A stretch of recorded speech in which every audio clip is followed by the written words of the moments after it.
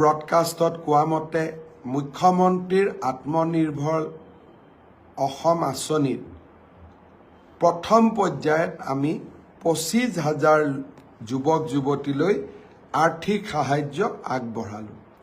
এই আঁচনিত এইবাৰ আটাইতকৈ বেছি যুৱকসকল নিৰ্বাচিত হৈছে।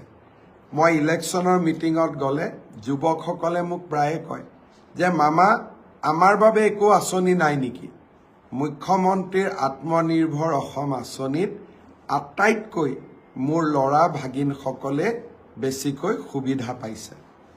অহা 5 তাৰিখৰ পৰা আমি দ্বিতীয় পৰ্যায়ৰ আবেদন লোৱাৰ কামো আমি আৰম্ভ কৰিম। যিসকলে সঁচাকৈয়ে ব্যৱসায় কৰিব খোজে, উদ্যোগ স্থাপন কৰিব খোজে, তেওঁলোকৰ বাবে 2 লাখ টকাৰ সঁচাকৈ ই এটা ডাঙৰ প্ৰয়োজনীয়তা পূৰণ কৰে।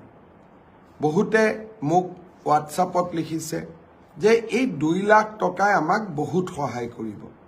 মই প্ৰথম আপোনালোকক 1 লাখ টকা দিম। 1 লাখ টকাৰ সদব্যৱহাৰ হ'লে আপোনালোকে 2 লাখ টকা পিছৰ ইনষ্টলমেণ্ট 1 লাখ টকা আপোনালোকে পাব পাৰিব। দ্বিতীয় পৰ্যায়ৰ হিতাধিকাৰীৰ চিনাক্তকৰণৰ হিতাধিকাৰী নিৰ্বাচনৰ কামো আমি সুন্দৰভাৱে আৰম্ভ কৰিম।